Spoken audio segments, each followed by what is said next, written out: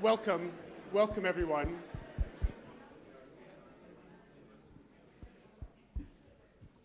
I'd just like to welcome you all here from the International Growth Center. This is our final public lecture of Growth Week, which is our annual conference held always in this third week of September. I'm Jonathan Leap. I'm the Executive Director of the International Growth Center. And this is really for us very much the culmination of what has been a very exciting week in which we bring together researchers in all of our partner countries and beyond. We operate in 15 countries across Africa and Asia with senior policymakers from our countries as well. And this evening is again, as we've had the previous evenings, and I hope you've been able to join us for this, at least some of those as well, is an event where we're very pleased to bring together both a very senior policymaker and a senior figure and colleague from the academic world. And really in this way to be talking about the important growth issues, bringing together both the challenges on the policy side and those on the academic side and how we can bring those two together in the service of better policy. So it's a great pleasure to introduce the chair for tonight, and I'll let him introduce the speakers, and that's my colleague, Professor Francesco Caselli. Thank you, Jonathan. I'm Francesco Caselli. I'm a professor here at the London School of Economics. It's a great privilege for me to chair tonight's session that features an exceptionally distinguished economist and public servant who has had a brilliant career following his studies at the University of Delhi and then at Oxford. Began at the World Bank from 1969 to 1979. I learned today that he was the youngest person to ever be promoted to division chief when he was serving at the World Bank. But I think he is even more well known in both in academia and in policy circles for his very, very important work in the Indian public sector and in government. That began in 1979, where for about 20 years he held very, very senior positions in various different branches of government. And in that period, he is particularly associated with the economic reforms that, especially in the 90s, have been the subject of so much study and so much commentary about the growth experience of India, and that many other countries have been trying to imitate and follow. He then spent a few years at the IMF as the director of the newly created Independent Evaluation Office, and then he went back to Indian government to be even more at the center of things by being for 10 years the deputy chairman of the Planning Commission, which, as almost I'm sure everybody knows, is pretty much the most important policy-making position in the Indian government in terms of the economics. And that position he held until 2014. So Montek is obviously incredibly well placed to talk about the challenges that a good economist faces in trying to implement policy. And obviously India is a country that is particularly interesting to students of development, not only because it's so big, but also because of the unique challenges it faces, the interaction between politics and economics in particular being one of the aspects that I'm sure Montek will address, and because he has been at the center of so much of the experience of India. After Montek will give his address, I will then give the floor to our own Nick Stern, my colleague in the economics department, who also knows a thing or two about trying to bring good economics to policy making, and I'm sure that the combination of the two will be well more than the sum of the parts. So Montek, if you want to start. Thank you.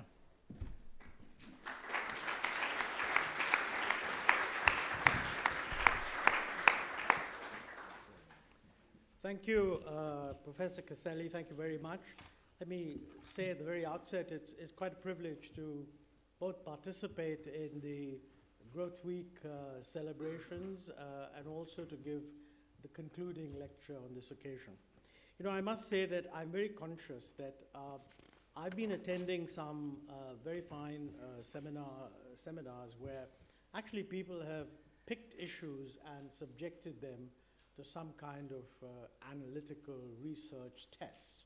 I'm not going to be doing that. I mean, mine is at best an analytical narrative of what's been going on in India. And what can one sort of conclude about how well has India done, what are its prospects, what worked, etc. Now, you know, ever since Amartya Sen popularized the conception of argumentative Indians, we are very aware that almost any statement can be contested. And India, it will be contested. In fact, in India, even the facts will be contested. So I'm trying to sort of, while I will take you through an analytical narrative, wherever it seems to me that I'm saying something that somebody else would contest, I'll draw attention to it. I think that's important because, you know, in a research organization, in the university, I think these issues should be contested and sort of raised above the level of ordinary political discourse and subjected to formal testing. So with those, with that disclaimer, what I'd like to do is to present a lecture which is effectively in two parts. The whole theme of the Growth Week was outlined in the very introductory session by the head of the LSE and also by other luminaries that Growth Week is all about growth and inclusion. And the central theme that you really can't achieve any worthwhile welfare objective in a developing country if you don't have growth. So I was very pleased to hear that. And also that that's not enough. There's got to be inclusive growth, because that has been the mantra that has actually guided Indian policy for quite a long time. And as a matter of fact, in the last two plans, the mantra for the 11th plan was faster and more inclusive growth. And in the 12th plan, we realized that we're leaving out sustainability, which is actually very important, especially sustainability is inclusion for future generations. So the mantra was faster, more inclusive, and sustainable growth. So what I want to do is to present a little bit what has been India's success in achieving these objectives. And I think one important point there is that on the growth, I'll talk about growth and I'll talk about inclusiveness separately. About growth, the narrative has changed quite a bit in the last couple of years, because we did quite well and then floundered. In the last 3 years, India's growth has been low. And I want to sort of put that in some context. So the first slide is simply allowing you to get a picture of how has India performed compared to other relevant comparators. Now this stuff is all from the WEO database of the IMF, because we have different fiscal years and everybody else has calendar years. So if you're thinking of whatever you read in the Indian newspapers, the numbers may not be exactly the same.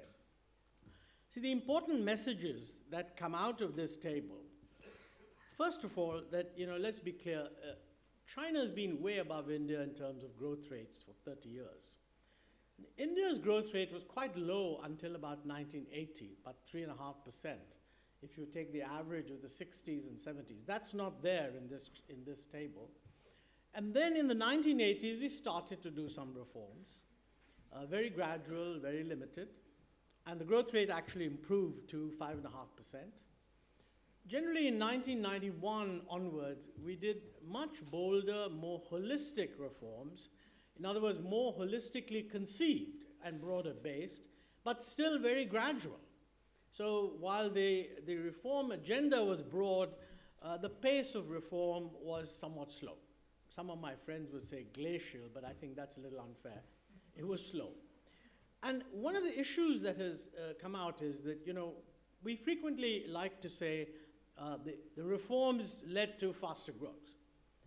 And in the debate, I think Danny Roderick and Arvind Subramaniam made the point that, you know, in the 90s, India didn't do that much better than the 80s. So were these reforms of 1991 all that important? Now, there was a sort of political economy behind that argument, because the 91 reforms are the ones that opened up the economy.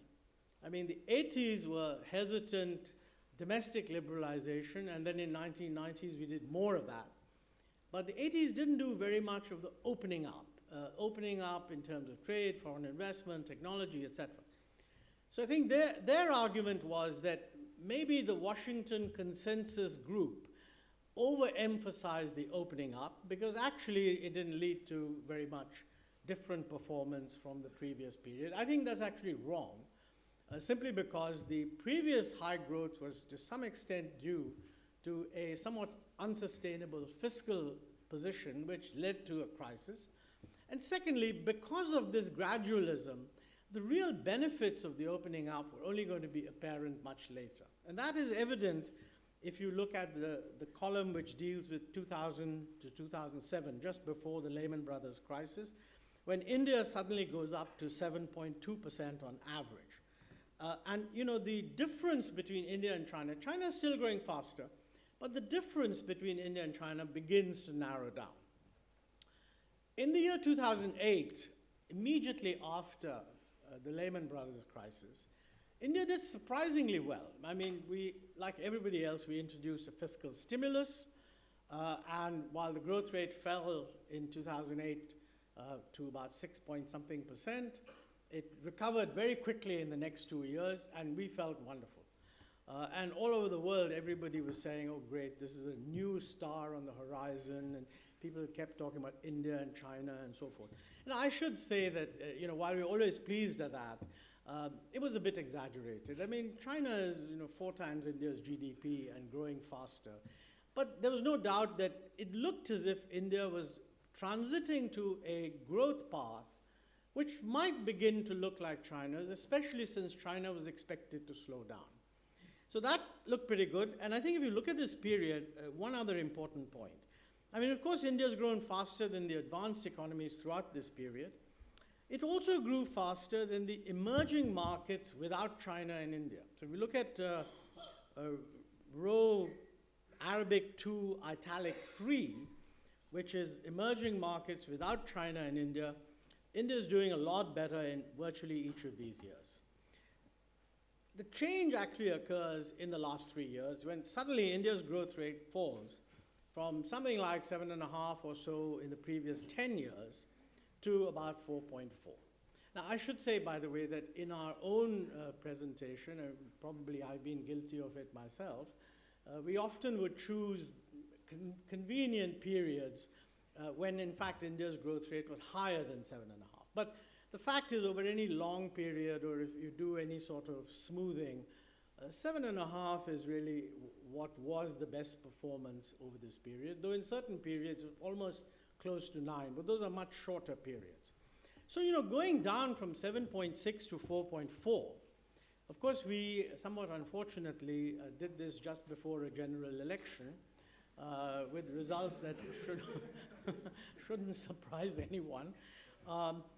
And obviously, during a general election, there's great focus on, you know, what's happening, mismanagement, et cetera, et cetera.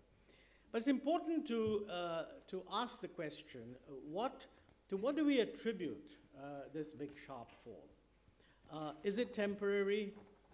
Is it the new normal? So should India forget about 7.5 and 8, and this is really what it's capable of?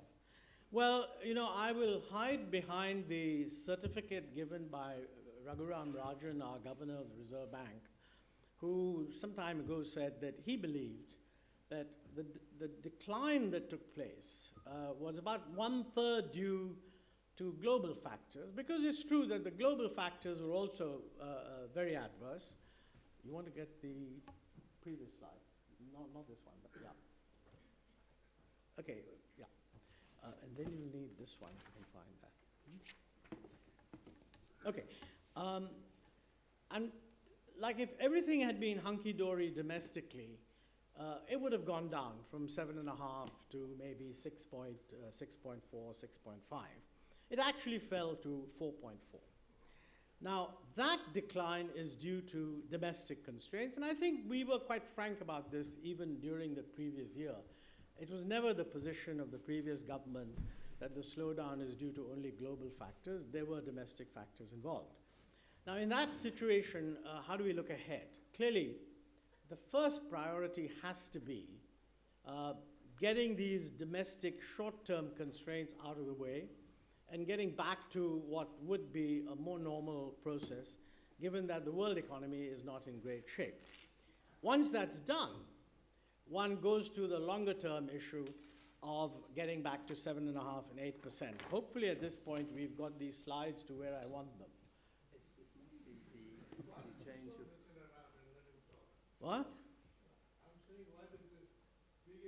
Don't worry, I mean, that's because it's in another place, or is it? no. We'll see, is this one? Just go back to the slideshow. Yeah, go to the next slide. Yeah. This one? No. Yeah, that's right. Okay. So this is the relevant slide on the immediate priority.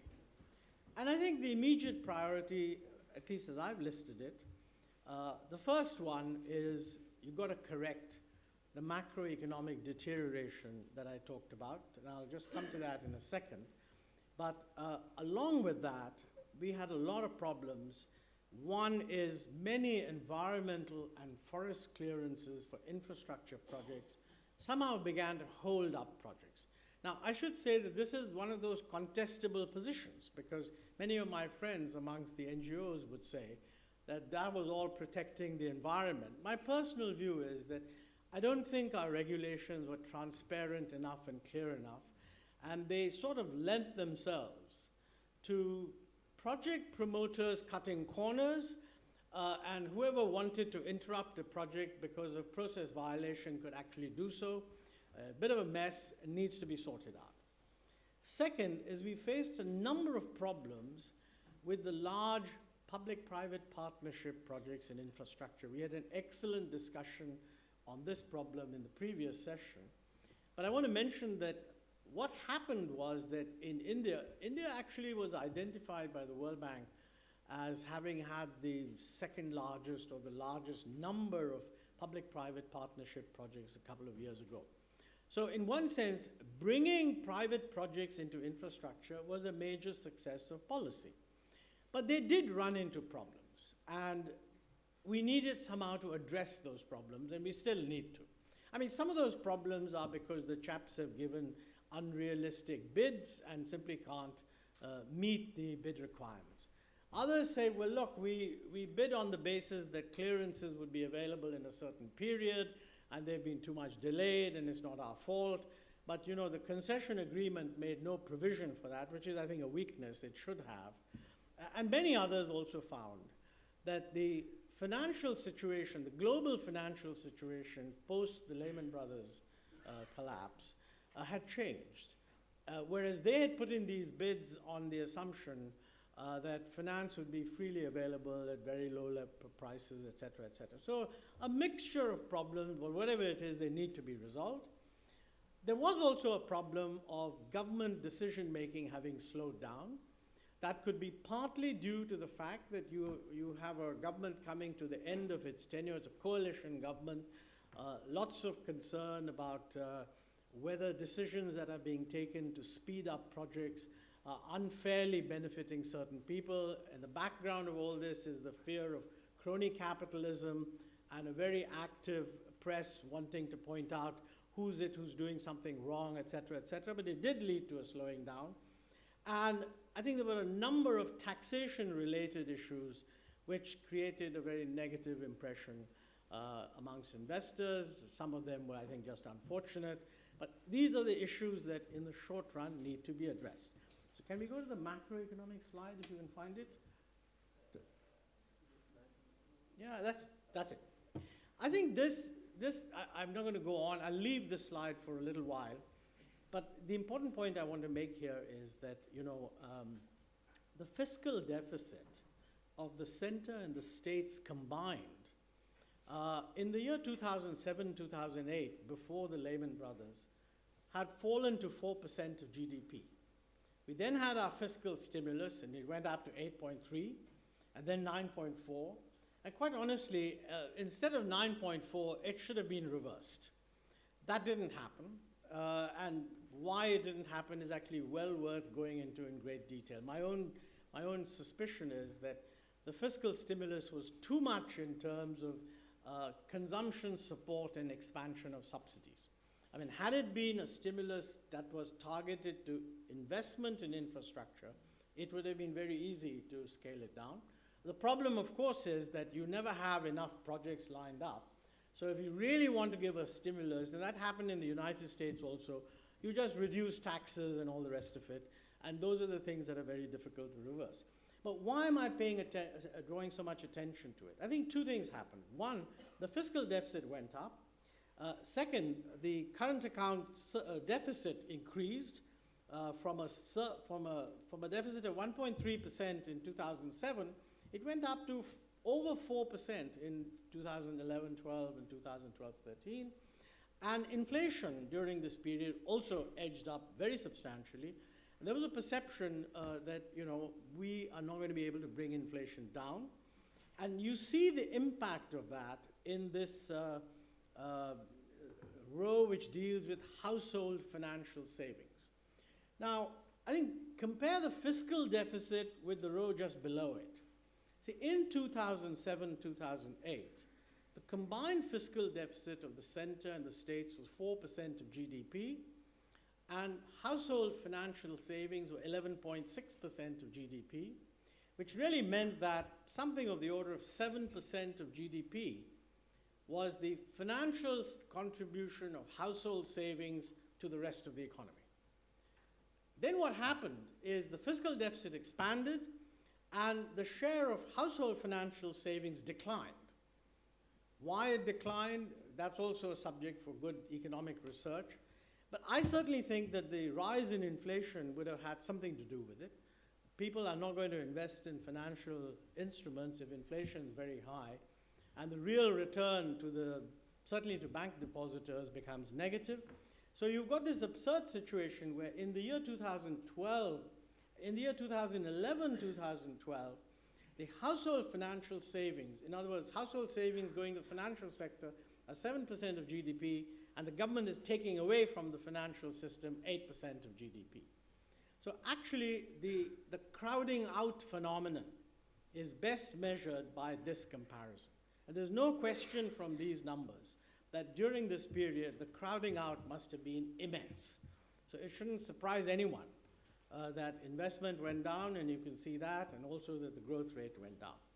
So the first task before any government should be to reverse this macroeconomic deterioration. That's what actually the previous government said it would do. The new government has also endorsed that target for the current year, and hopefully will be continuing to do it, and that's what they've said. So as far as government declaration of policy on the fiscal side, the message that's coming out is exactly the right one.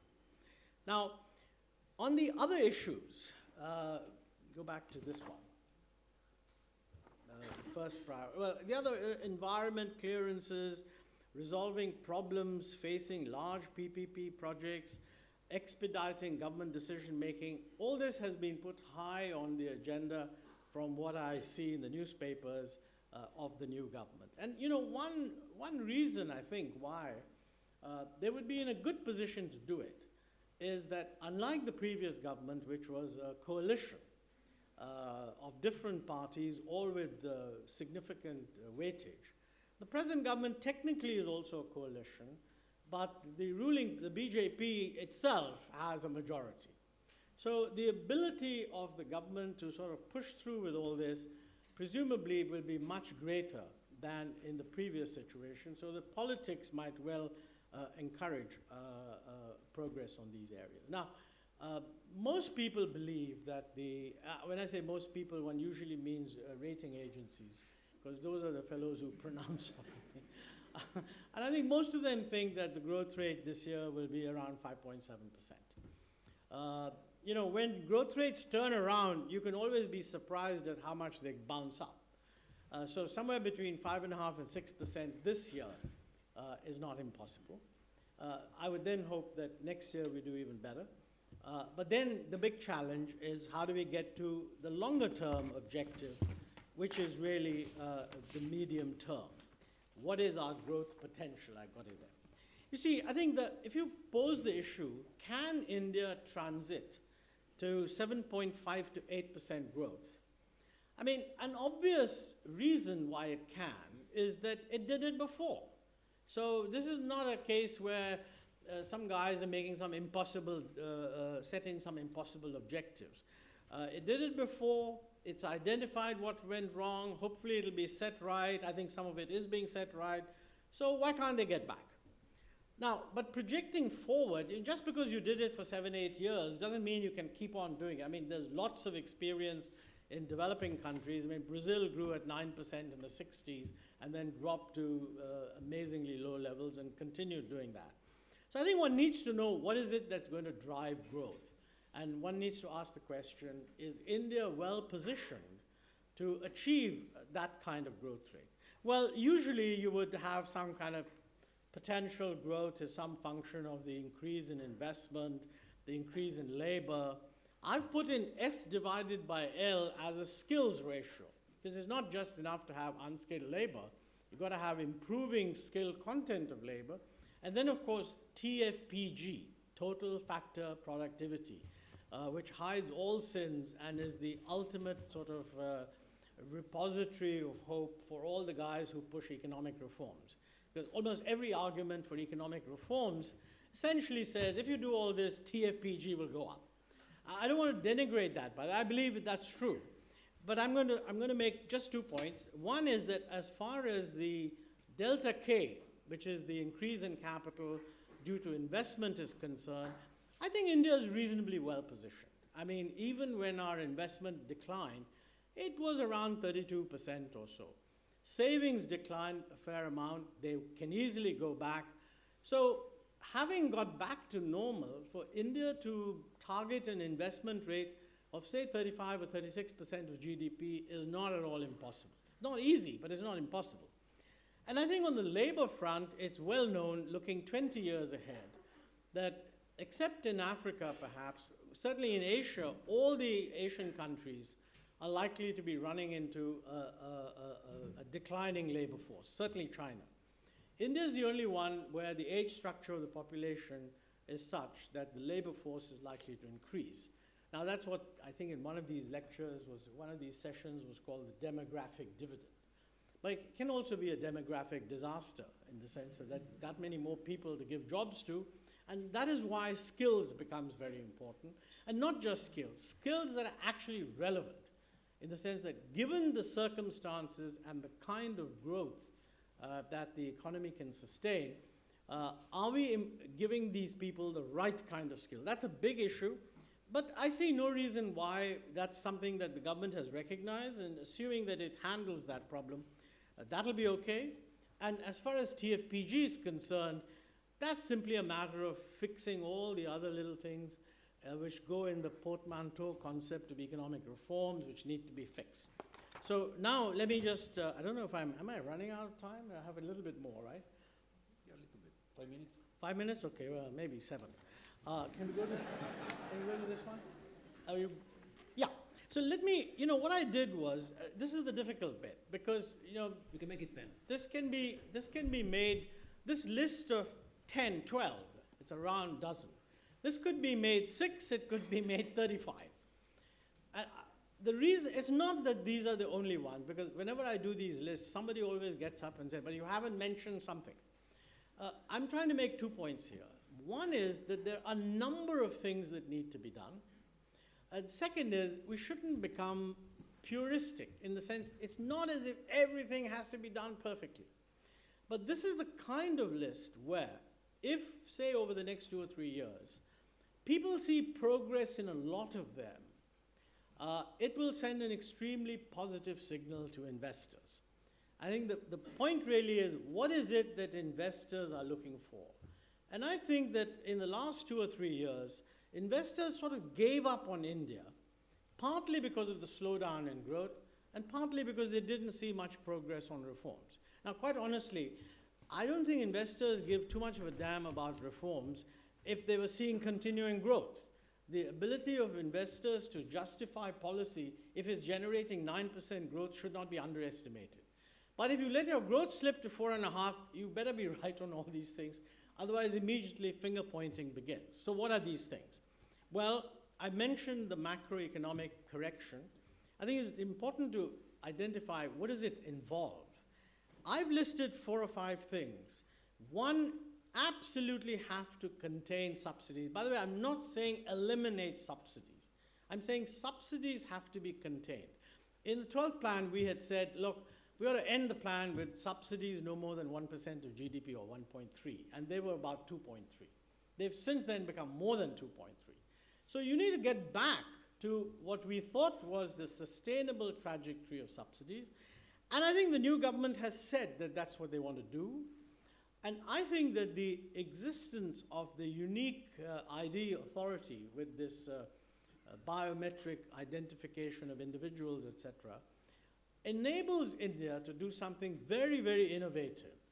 That is to introduce subsidy schemes which are strictly targeted, where the use of the unique ID will more or less literally eliminate leakages. I mean, the leakage might come from somebody getting qualified for it who doesn't deserve to be qualified. But as long as you're qualifying a total number of people that you understand you can provide subsidies to, there won't be any leakage. So that's one very big possibility. I mean, the government needs time to sort these things out, but at a general level, I believe the Prime Minister has said that we're going to use the UID and try to bring about subsidy rationalization. If he does that, that'll be excellent. Second is implementing the goods and services tax. Now, this is one of the long pending things. I mean, even the previous government was gung-ho about implementing the goods and services tax. If you ask them, they would say that it's the BJP that prevented it from getting implemented. That doesn't matter. I mean, politics plays in whatever way it plays. The chances are that the GST will get implemented.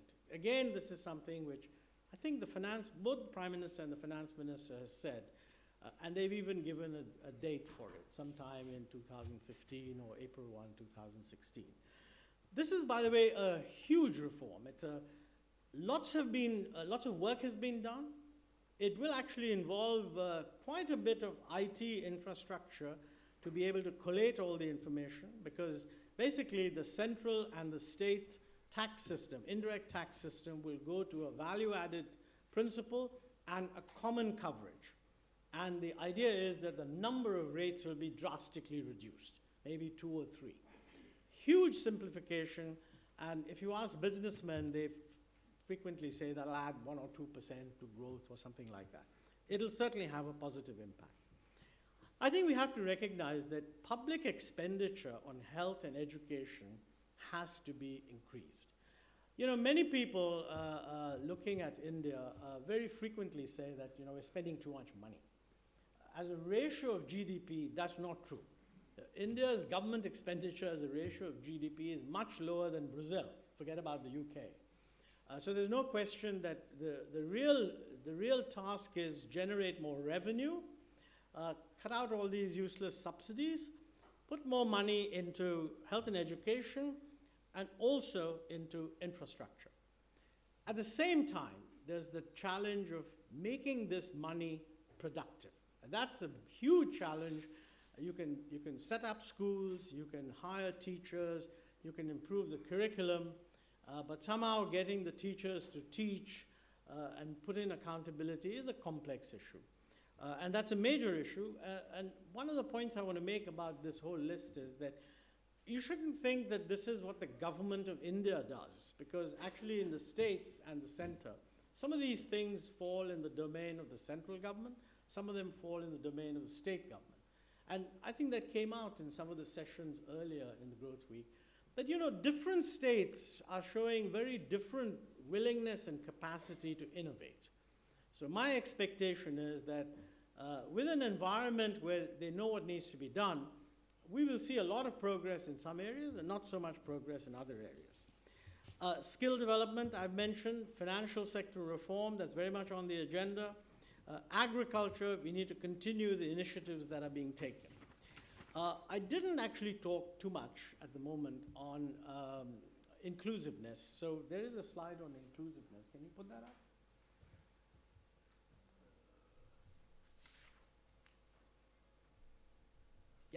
Yeah, that's right.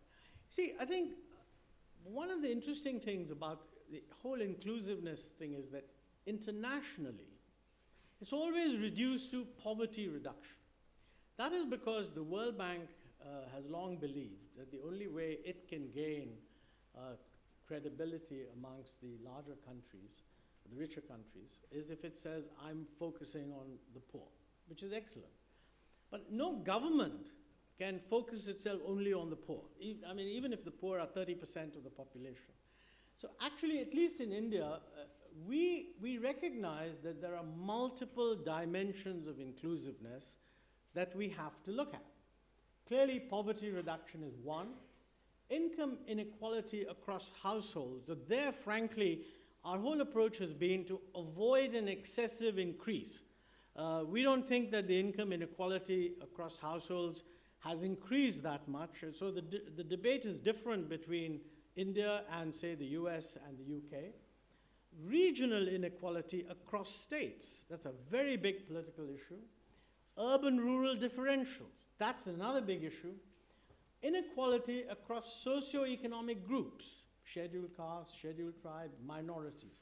Gender inequality. And then finally, social mobility, which is quite different from inequality. I mean, for the same level of inequality, you can have very little social mobility or a lot of social mobility.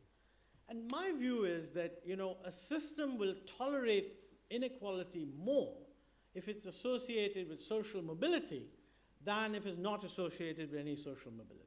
Now, the truth is, we don't even know how to measure all these things. I mean, there's no income distribution data in India, so we only use consumption data. Many of these things come out after 5 years. So too often, the whole debate is anchored on whatever happened 10 years ago. That was evident in the case of poverty reduction because, you know, for a long time, we didn't have the data for 2011-12, and everybody was focusing on 93, 94, 2004, when there was poverty reduction, but not very rapidly. But since this inclusiveness thing came onto the agenda, the rate of reduction in poverty has accelerated very sharply.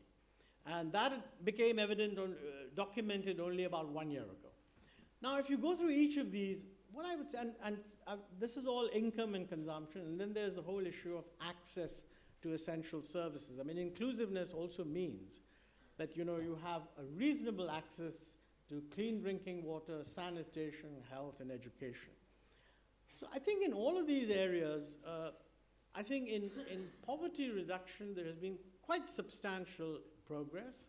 In every one of these areas also there's been progress, but frankly, it's been less than what one would have hoped. And I think that's a very important. But you know, sometimes major achievements get swamped because other things come to the focus. I mean, one of the most important achievements in health in India is that finally India became polio-free. And that happened, that was declared by the WHO in February of this year. But they only do that when you've been polio-free for 3 years. So really, from about 2011 onwards, there's been no case of polio. Now, you know, I think it's important to understand what that means, because prior to that, there used to be 120,000 cases of polio. And assuming that each of those persons was in a family of 5, 500,000 persons' lives for the rest of their life would be blighted because someone in the family got polio. That's gone. But on the other hand, there's lots that remains to be done. So I think in these areas, there's been progress. Schools are being created. Enrollment is going up. But the focus of attention is shifting now to quality. Okay, everybody says, yes, you've got the people in school. Even most of the girls are in school. What's the quality of education? And I often tell them that, you know, this is a problem that is bothering even President Obama. So we're not going to solve the quality problem very easily, but it would be silly to ignore it. So I think on all these dimensions, if the test is whether things are getting better, I think they're getting better. If the test is, are they getting better fast enough, I would be happy to concede no, and we need to be doing more about it. So that's so much on inclusion. Now, I think, let me go back to finish with this last, I talked about skill development, there's agriculture, lots of things that need to be done there. Go to the next slide. Now here, one thing that was discussed a lot in the sessions yesterday was the whole business of improving the ease of doing business. The new government has actually given a lot of emphasis to this and has said that they are setting up groups that will try to improve the situation. It is a very important indicator. You know, India figures very low in the World Bank lists of ranks of people on ease of doing business. But you know, one of the interesting things is that we figure somewhere like 164th from the top. But if in each of the dimensions that go into that index, if each state were to become like the best state, our rank would go up to 64. So we're not talking about why can't we be like Taiwan? We're not talking about why can't we be like, if Indian states could become like the best Indian state, which is not an unreasonable thing on ease of doing business, we would see a huge impact over the next few years. Obviously, encouraging foreign investment, the government's been very clear about it, and so that openness continues. Urbanization, another new challenge, difficult, because we're growing faster, and we'll be urbanizing much faster. And there are lots of difficulties there. I mean, it's easy to list that as a policy, but you know, when you translate that into what is needed, the institutional restructuring needed and the empowerment needed is a huge challenge. Energy management. Now that is, I think, something where we've made some progress. We need to make a lot more. And I think it's doable in the next 3 years or so. We need to promote energy efficiency big time. We need to expand domestic supply from all sources, but especially green energy. And we need to deploy regulatory instruments and rational energy pricing. It's the last, by the way, that's the most difficult in practice, not just in India. But I think this system of gradually adjusting prices seems to have been accepted so far. So I would not rule out that if the government devotes itself to this very determinedly, over the next 3 years, India would see a very substantial improvement. And I think that's extremely important because India's ability to achieve high growth is crucially dependent on achieving energy efficiency, and that's not going to happen if prices don't support it. And incidentally, all the benefits for climate change will come as a consequence of that. I'm not going to talk about water management. That's a new issue. It's a huge issue, and it's actually more difficult than energy.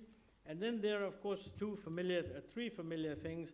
Land-related transactions. I mean, anything we can do to make those transparent and easier would make a big difference, and they're an important part of the ease of doing business. We need to reform labor laws. This has politically been a very difficult issue to touch on. The government is now talking about it.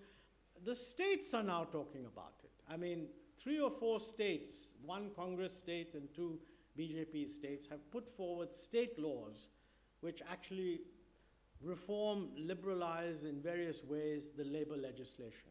And under the Indian system, since this is an area where the central legislation prevails, unless the center agrees to let the state's legislation prevail. So it is in the hands of the government to simply say, well, if the states want it, I mean, that's part of decentralization and autonomy. So I'm hopeful that we'll see something there. And last is the business of dealing with crony capitalism. You know, I think not just in India, across the world, there's a profound distrust of the market economy because of the perception that actually it amounts to crony capitalism. I mean, I think even the Holy Father has expressed grave doubts about the impact of the market economy. And this is a little exaggerated, I think, but the main reason, I think, is that there's lack of transparency and there's not enough competition. And, of course, on the governance side, you know, when there's wrongdoing, you have to be able to act swiftly. Now, all these things are high on the Indian public debate agenda. How effectively we are able to handle it, that's a different issue. I mean, in India, you know, you can't make progress unless everything is first identified and debated. And my view is that most of what I've said is being identified and debated, and actually a kind of a consensus is building up. And the rest is political leadership. I mean, how do you manage to get some of these things done? But my concluding remark is that if there's significant progress on most, not all of these things, I think it will not be difficult for India to get back to 7.5%, 8%. The macroeconomics will certainly sustain that. Thank you.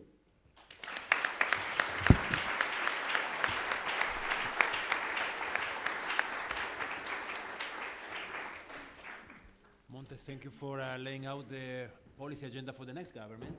And Nick, you want to make some comments? Is that it from me? Your choice.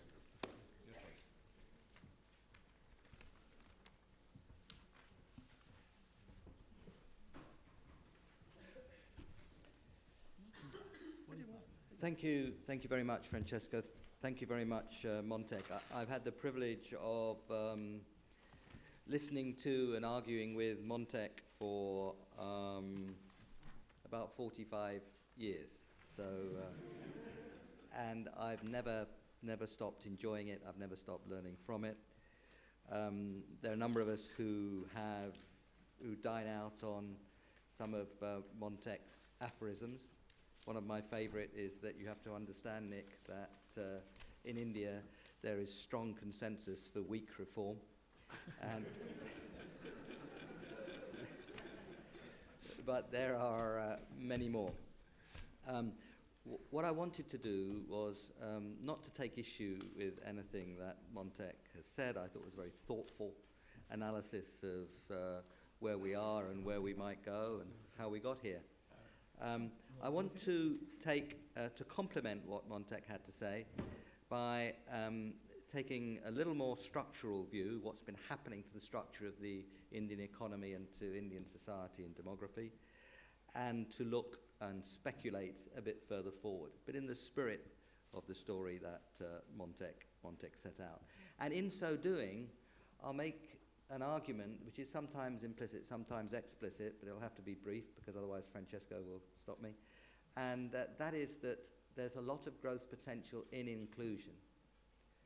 If the slowest Indian states, where are large numbers of so-called Bimaru states, are not far off half the Indian population, if they really started to move more quickly, if they became more included in the Indian growth story, then the Indian growth rate would go up. The participation rate in the labour force of women in India is, difficult to measure these things, conceptual problems, but it's ballpark around a third. If that went up to 2/3 inclusion, that would have a very powerful effect on the growth rate. If those with little education in India gained some more, that's inclusion, and it would have a powerful effect on the growth rate. Now, I think the kind of statement I made is true for many countries, but the numbers are such that it's particularly powerful for India because the weight of the population in the poorer states, the low starting point of labour force participation for women, and the low starting point for education. So we sometimes think about how do we make growth inclusive. Well, there is an argument in that direction, but I think to think of inclusion as a driver of growth rather than a facet of growth, I think is of real value. Now, having said that, let me, I'll bring just a few perspectives to that story to illustrate what I've said. Now, those of you who know me know that I've been working in one village in Moradabad district of UP for 40 years, and we've got data going back to 1957. There's a 100% sample survey of that village, 6 of them, one for every decade since independence. So whilst some of my life is devoted to the planet and the climate, the core of my life is devoted to one small village in India. But what's happened there is remarkable and illustrates some of the things that Montek's saying, and also allows us to speculate a bit about what might happen next. For the first 25 years of our 50-year period of close data, from the mid-50s to the early 1980s, growth in that village was driven by intensification of agriculture, largely movement to double cropping through irrigation, 2 crops a year through irrigation, and that came with greater use of fertilizer, greater use of improved seeds, particularly hybrid varieties associated with wheat. But that was an agricultural-driven growth story. Since the early 1980s, the next second half of that 50-year period has been much more about the inclusion of that village in the economy as a whole. So many more people from that village have started to get jobs outside the village. Even within the village, the income from agriculture starts to fall as people get involved in services, and particularly services, but some aspects of construction, manufacturing, and so on. So that's a story then of a village getting included in the growth story of the nation, and that actually driving the growth of that village during this period. It's a village which during that time, because it started to see the kind of churn that integration with the outside economy brings, that you've seen inequality go up and mobility go up in much the same spirit as Montek was describing, and much less worry about inequality. I'm not celebrating inequality going up, but much less worry about inequality going up, because it's associated with a lot of people at the bottom end of the spectrum getting life chances, indeed chances to work outside that they didn't get before. So that's a way in which the structure of the Indian economy is changing, which allows you to speculate a bit further about where it's going.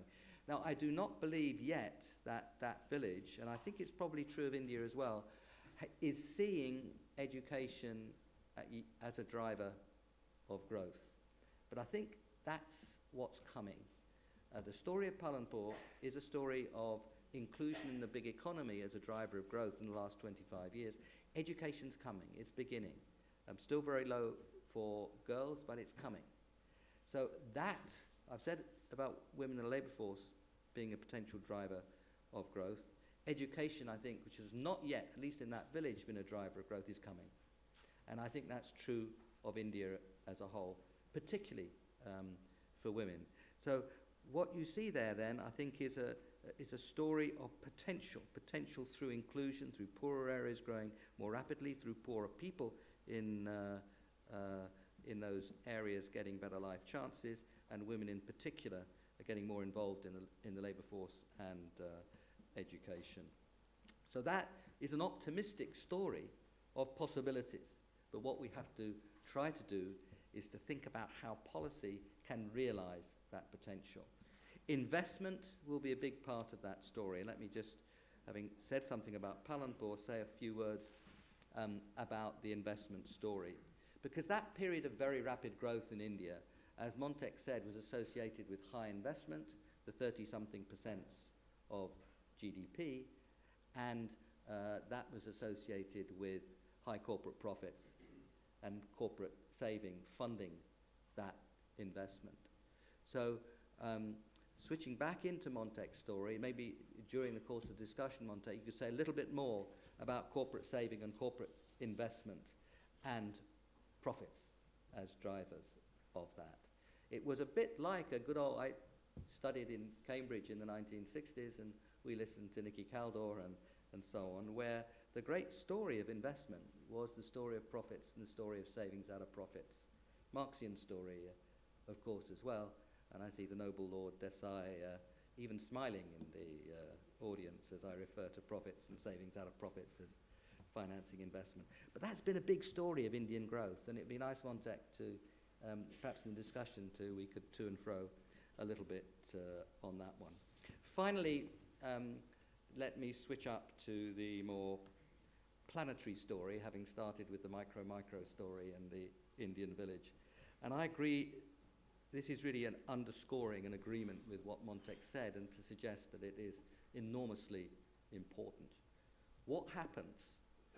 Cities around the world, around 70% of greenhouse gas emissions. Population in cities now about 50%, be rising to about 70% in 2050, and that will be a big part of that will be India. So what happens to India's cities is enormously important. Atlanta and Barcelona, A and B, Atlanta and Barcelona are roughly the same income, roughly the same population. Emissions from transport alone in Atlanta are about 8 tons CO2 per capita. From transport alone, Barcelona less than less than 1 ton per capita on transport. Why? Well, those of you who've been to Barcelona and Atlanta will know that Atlanta is hugely more sprawling than Barcelona. Now, Barcelona is what Barcelona is, and Atlanta is what Atlanta is. The challenge in Atlanta is not to suddenly compress it in an enormous vice, because you can't do that. The challenge is to help people get around through public transport much more efficiently. But India's cities will be new. Of course, existing cities will expand, but so many of them will be new. So the potential for city design, largely around the energy efficiency of public transport, is enormous. The same is true of buildings. So the big choices associated with urbanization around the world that will drive in large measure, I'm just talking about transport, but I could go on to buildings and so on, is enormously important. And India is at the heart of that story. So I think that will be a very special feature of India and the world, where India can do much better for India itself, much better for India's cities, whilst doing much better for the world as a whole. India also is, and this was those of you who read the outputs of the, how many have been on the website of India's Planning Commission in the last 2 weeks? Well, it's not bad, there's maybe 8 or 9 or 10. But in May, there was a very important document on low carbon growth in India, which changed the perspective in a radical way. It was a nice little gem that Montek left on the doorstep, and some of us are appreciating that. And, you know, arguing powerfully for energy efficiency. I gave the transport example, but there's so many other examples. And drawing attention to the fact that so much of India will be on grid parity for solar. That means that solar energy will have the same kind of cost. Solar photovoltaic energy, electricity, solar voltaic electricity will have the same kind of local delivered cost per kilowatt hour as the current structure of the grid. So huge potential in energy efficiency. I just gave the transport example, but it's huge potential and very important because of the urbanization, and huge potential in particularly solar PV. And let me just note in conclusion that Prime Minister Modi, one of the very early statements he said is that he wanted to bring solar to light up the homes of 400 million people without electricity by 2019. Note 2019. Yeah? Some people would say 2020, and you know you all know the Indian concept of 5-10 minutes. You know, it's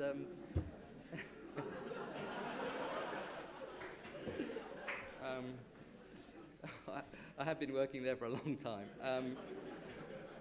If you say 2020, it's 2020-ish, maybe 2025, close enough to 2020. He said 2019, and that's the end of what he would regard as his first term. And but it shows that you would not have said that, I think, in an India where solar power hadn't become so cheap. The economic realities influence the kind of ambitions you set, and that, of course, is a wonderful example of inclusion and growth, and let's hope it comes about. But thank you, Montek. Thank you so much.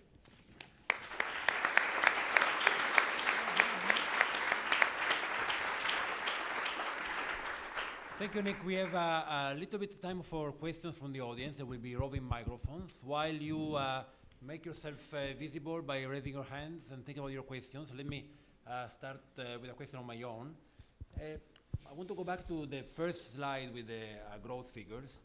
As you pointed out, there is this striking comparison with China, which even at the best of times, as you pointed out, is still, still doing 2 to 3 percentage points better than India, 2.5 percentage points better than India. Now, very strikingly, then you discuss the drop to 4.4% for India, and then you describe an agenda to go back to 7%. And I was struck by the fact that the agenda was not to go back to Chinese growth rates. It was to go back to a gap of 2 to 3% from China. So I wanted to understand a little bit, because we haven't talked about the causes of this persistent gap. And are you as resigned to that gap as you sounded? And connected to that, a lot of the policies you described, there was a long list of policies to go back from 4.4 to 7%. And you concluded almost the description of every one of them by saying, of course, this is politically difficult. And then one is naturally led to think about, well, in China they're not as politically difficult because it's not a democracy. And so final thought is this persistent gap between China and India the price that a country has to pay to be a democracy? 2 points, actually. One is that the reason I chose 7.5 to 8, I think if you make a comparison with China, actually China is expected to slow down. So I don't expect China to keep growing at 10%. In fact, most of the analysts will say that China will probably grow at 6.5 in future. Whether they've accepted that or not is another matter. So in growth rate terms, I would expect that India should go faster than China. But remember, we are sort of, half their per capita income, or less than that actually. So it's not going to be easy for us to overtake China's per capita income, because that's a 30-year advantage. But the important thing, we're not in this business to race against A and race against B. We're sort of, what's the best we can do? So my guess is that 7.5 to 8 in the current circumstances is a pretty good, most people, the World Bank and all those kind of guys, they would probably say India can't do better than 6.5. So I'm saying we should do 1% more, and I think they tend to underestimate the supply side factors. I mean, there is in a lot of the international organizations a kind of a inherited assumption that growth spills over from the industrialized world. And since the industrialized world is going to slow down, it's sort of difficult to imagine that the poorer countries can grow faster. But I think one of the key things that's happening is that the poorer countries' growth is a little bit more endogenous and less dependent. That doesn't mean it's independent. I mean, but it is more endogenous, and I think it's perfectly possible for that to happen. That was the main, I think you made one other. Well, I mentioned the cost of democracy. The cost of democracy. Well, I don't view it as there are a lot of benefits to democracy. The problem is democracy is not added into the GDP. Otherwise, we might be quite well, actually. So it's not a market, since it's not a traded good, it's not exchanged, it doesn't show up. I think if India does grow at 7.5%, 8% for a decade or two, then during that decade or two it would be growing faster than China. I think 6.5, 7 for China makes sense because it's gained so much from penetrating international markets, and it now has to drive itself much more internally, and that's a different kind of challenge. And that's going to be true for developing countries around the world. I mean, if you take PPP, 25 years ago, the developing world was 1/3 of total world output. Now it's about a half, and 25 years from now, probably about 2/3. Well, when you're 2/3, then that's the big driver, and that's what's going to take it forward. The second thing I think is that India, looking at China, can avoid some of China's mistakes. And if you take the recent WHO OECD numbers, the social cost of air pollution alone in China is about per annum 11% of GDP. Immense. That's outdoor air pollution alone. In India, it's about 6%. And 6% is bad enough of GDP being lost just on air pollution and its effects. And one thing that India, I hope, will do is to look ahead and recognize the difficulties that China's got itself into on the pollution front and think about how to avoid that. And it has a chance, of course, because its urban area is, fraction population urban areas is so much lower. So people often think about learning, following China's example, learning China's lessons. And China's getting pretty good at learning lessons from itself, and has been for a while. But that's the lesson that's come through most powerfully for them in the last 4 or 5 years, and they're changing And India has an opportunity to avoid getting too deeply, it's already fairly deeply, but still more deeply into that problem. Okay, I suggest that we start with the questions, and I suggest we take maybe 3 or 4 in a bunch, and then we are. So let's start from the left here, third row there. Thank you for the fantastic talk, and I just wanted to pick up on the idea of decentralization. Both of you mentioned the importance of cities in the future of India's growth and the impacts both on growth and environment. And you mentioned decentralization certainly at the federal level, and there was some hint in Montek's talk about empowerment in the cities, but you didn't really indicate who you thought needed empowering. And I was wondering if you could mention a little more about actual sub-state level government, local government, the municipal governments, and the role of cities, certainly the major cities, but the B and C level, D level cities, in terms of their own management and the innovations they can bring in policy and otherwise. Thank you. Okay, sure. So bring one here.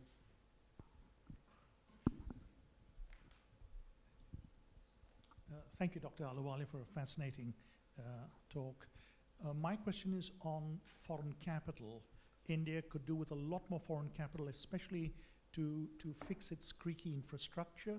Indeed, foreign investors would love to invest more in India, but it's the ease of doing business in India, and you touched upon that it's around 116 on the table, but could come down to 64. So my question is, what stops the poor states who are way down in ease of doing business to come up to the level that you spoke about, and how could that be improved, please? From here. So, thank you for such a wonderful talk. We all know that the Planning Commission has played a very important role in the past decade in the Indian economic policy making. Recently, there have been reports that the new government would dissolve the Planning Commission and would replace it with an economic think tank. How do you think this would impact the Indian economy, and what is your opinion on this? So. I didn't get the full question. What were you saying? Recently, there have been reports that the Indian government, the new government, would dissolve the Planning Commission and would replace it with an economic think tank. What is your opinion on this, and how would this impact the Indian economy? One more before up there, green jacket, blue, turquoise. We all heard, thank you for the talk, firstly. So, sorry, my question is going to be environment-centric a little bit. So we've heard talks about how we should invest more in infrastructure, in energy, and how we should also invest in education, and how important cities are going to be to shape the future. So can we just not put all these goals into harmony? For example, we could, when we're thinking about education, we could just we could bring some kind of money into education which focuses on energy, and then energy in turn would, we could just bring all these things in sync, because nobody is looking at the larger picture. When we are allotting money, we are allotting money to education, we are allotting money to energy, but something to look, some body which could be just at the top, which could look at all these things together so that everything is harmony, because everyone's doing their own thing and it's not amounting to, it's not very much in sync, because China was doing its own thing and it ended up doing, even though it had the advantage of iron hand of the kind of government they have, even then they, they got caught into the trap of air pollution and all of that. So if we could just harmonize. Okay, thank you. You want to take a stab at these questions? Well, yes. Okay, should I sort of go in reverse order? I think the question that the lady asked about, weighing the, at least as I read it, people talk about education, people talk about infrastructure. At one stage, you seem to be harking back to some Stalinist super authority that will fix all of this. I don't think that's going to happen, and I'm not in favor of it either. But the broad strategy that's been evolved, I can't actually speak for the new government, obviously, except as a citizen, but I think what I'm saying reflects at least what the new government has been saying. I don't believe there's going to be any difference in view that education and health are important. It'll be the same. I don't think there's going to be any difference in view that infrastructure is important. My own guess is that the first priority for public resources has to be in health and education, because these are not services that should be priced, so there isn't a revenue model. You can invent some for high-end stuff, but basically this has to be paid for by the state. Who delivers it is a separate issue, and that's a very controversial one. I mean, the moment you start saying, why don't you have vouchers, there'll be howls of protest, but nobody has any doubt that this has to come from the central government. And, you know, my guess is we probably need to put an extra, center and states together, an extra 1.5% of GDP into education, and probably an extra 1.5% of GDP into health. That's 3% of GDP that has to be mobilized. Now, obviously it's nice to say let's also do infrastructure, but there are resource constraints. I think the strategy that we were following was to say that, look, in some areas of infrastructure, it has to be done by the government, but infrastructure is amenable to public-private partnership in many areas. That's been demonstrated in India, and some of the new airports, for example, very good, very efficient. I mean, had we been relying on public resources to build those, we just wouldn't have had money for schools and hospitals. I think the same thing is actually true for many roads that we could. Frankly, if we were to privatize the railways, which I'm in favor of, but I don't think the previous government never said it, and I don't think the present government has said it. You know, the railways is, the Indian Railways, pretty good operation given the resource constraints they work under. I mean, the number of millions of people they move and the average accuracy is pretty good. And as a matter of fact, if you converted it into a corporation, it would be the least indebted corporation in the world. So its ability to borrow simply on the strength of a revenue model, all that it needs is rationalization of fares.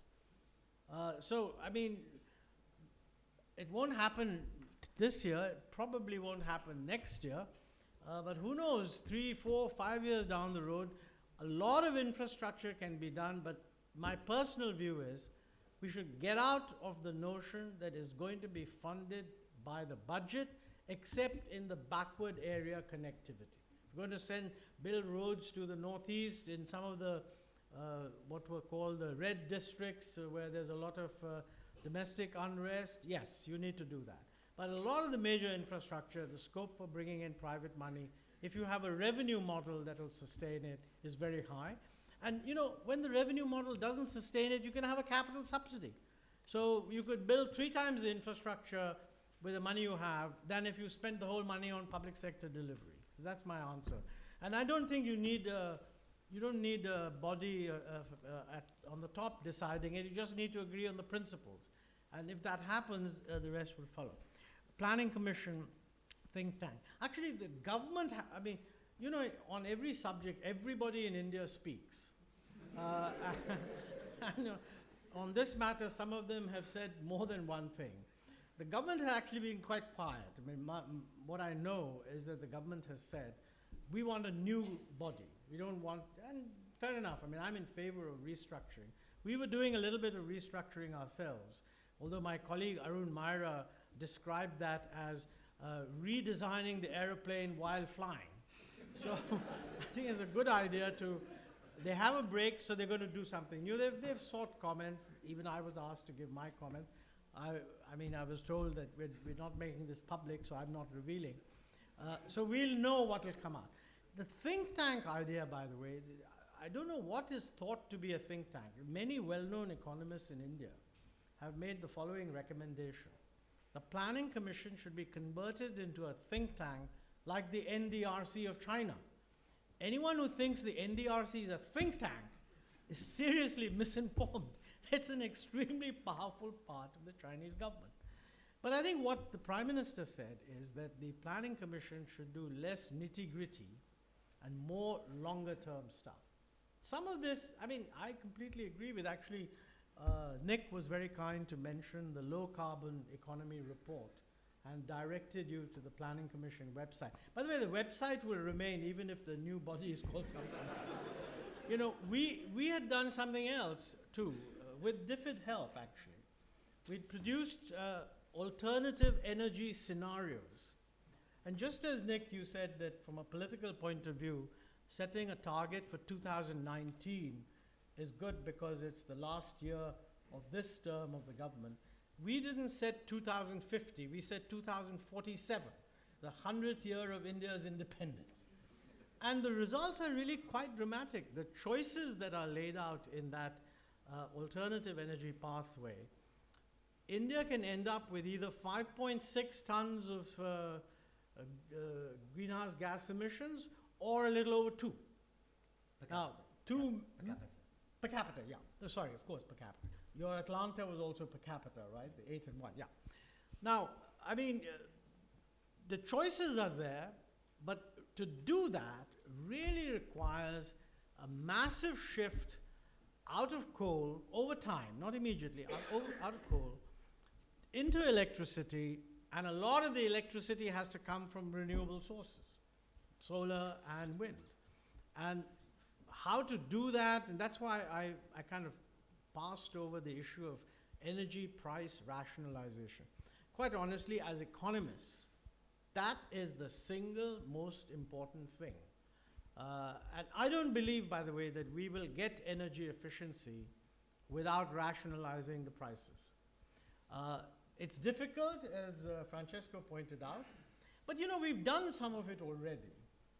So I think what I worry about is water, where people are not even thinking about what needs to be done. But I think on energy is the big challenge. It would be a bit you know, self-indulgent to say, oh yeah, it's a challenge and we'll do it. It's tough, but I think people are gearing up to take the right decisions. Now, foreign capital. Why don't the poor states do it? You know, to be fair to them, it's only relatively recently that the government of India has acknowledged this issue. I mean, in the last plan document, we had a whole blurb on it and said this is very important. The present government has actually set very clear targets, and groups have been set up in order to find out what needs to be done. You're absolutely right that the poorest states have the most to gain. But you know, on that definition, the poorest states should have the most liberal labor laws, but they don't. However, when everybody talks about it, the Prime Minister talks about it, groups are set up, one thing is very clear, the poorest states should move to accept whatever comes out of this system faster than the others, and I hope that they will. Empowerment in cities.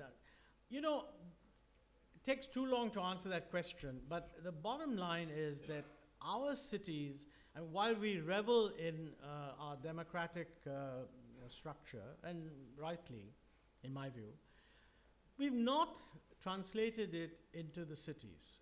City governments are not empowered. Taxes raised by the city, of course, go into the city, but not all of them. I mean, for example, the property tax, which should be a prime source of revenue, I mean, the rate of property tax is not left to the city. It's set by the government. So every time the state government wants to look populist, it can cut the property tax rate in half.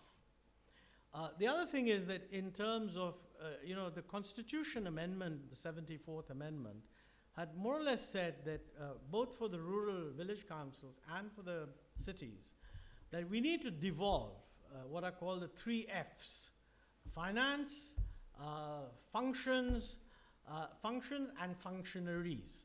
What we've done is we've devolved the functions. So we've told the city, you got to do this, and you got to do that, and you got to do that. But we've not devolved, we meaning the states, have not devolved adequate finances. And the functionaries are not actually under the control of the cities. They are state government employees. And frankly, it's very difficult to ensure accountability if the accountability structure of the civil service in the cities goes to the state government. Now, how to do this, it's a real challenge, and I think we need to do that. You know, in the late 1980s, I was a flunky on Prime Minister Rajiv Gandhi's state visit to China. And we landed in Shanghai, and the ambassador told me that the Prime Minister is being given a dinner by the mayor of Shanghai. So I said, mayor of Shanghai? I mean, you know, protocol, I mean, in India, no mayor would rank anywhere near that. And so I expressed a little bit of surprise. And then our ambassador said, you know that Zhu Rongji, he's going to be the next prime minister. So, so I think there's a huge difference in the political structure with which China operates cities and the way we do. Well, I regret that we are out of time, so there won't be time for any more questions. So what is left is to thank Montek and also Nick for lending their unique insights and experiences to a fascinating